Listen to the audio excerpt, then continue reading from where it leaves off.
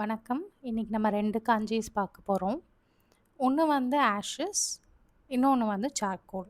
So இந்த 2 காஞ்சியும் பார்த்தா நெறைய ரிசெம்பிளன்ஸ் இருக்கும். ஸோ இந்த 2 காஞ்சியும் சேர்த்து எப்படி ஞாபகத்துல வச்சுக்கலாம் அப்படின்னு தான் பார்க்க போறோம். ஸோ ஆஷஸ்க்கு ரீடிங் பார்த்தீங்கன்னா, காய், ஹாய்ன்னு 2 ரீடிங். சார்கோலுக்கு வந்து தான், சுமி.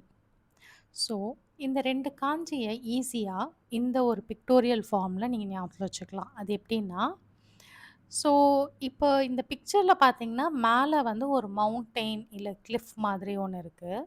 கீழ வந்து நெருப்பு எரிஞ்சிட்டுருக்கு இல்லையா? ஸோ இது வந்து என்னன்னா, நெருப்பு எரிய எரிய என்ன ஆகும்னா, கரி துகள்களா மாறும். அதுதான் வந்து சார்கோல். அது இன்னும் நெறையா எரிஞ்சதுன்னா, ஆஷஸா மாறிரும் இல்லையா?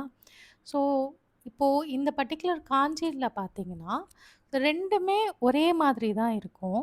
பட் இந்த காஞ்சியில மட்டும் மேல ஒரு யமான்ற ஒரு ரேடிக்கல் இருக்கு இல்லையா? ஸோ இதுதான் ஒரே டிஃபரன்ஸ். ஸோ இப்ப இந்த ஆஷஸ்க்கான N2 வேர்ட் பார்த்தீங்கன்னா, ஹாய் இரோ அப்படின்றது விச் இஸ் கிரே.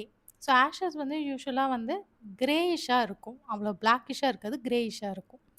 ஆனா, இத இன்னும் ஈஸியா உங்களால ஞாபகத்துல வச்சுக்க முடியணும்னா, இந்த N5 வேர்ட பாருங்க. ஹாய் சரா அப்படின்னு இருக்கு இல்லையா? So ash tray. சரான்றது ட்ரே. ஸோ ஆஷ் ட்ரே வந்து குறிக்கிறது. நெக்ஸ்ட் வேர்டு வந்து சார்கோல். ஸோ சார்கோலோட N2 வேர்ட் பார்த்தீங்கன்னா, தான்கோ. ஸோ தான்கோன்றது கோல்டு மைன். ஸோ தானுன்றது இப்ப நம்ம பார்த்த இந்த சார்கோல் காஞ்சி. கோன்றது மினரல் காஞ்சி. அதுவும் N2 காஞ்சி தான். ஸோ அந்த அந்த பர்ட்டிகுலர் காஞ்சிக்கு ரிலேட்டடா இருக்கிற N2 காஞ்சிஸ் எல்லாத்தையும் சேர்த்து நம்ம அடுத்த வீடியோல நம்ம பார்க்க போறோம்.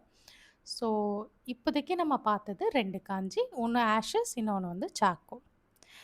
Thank you so much.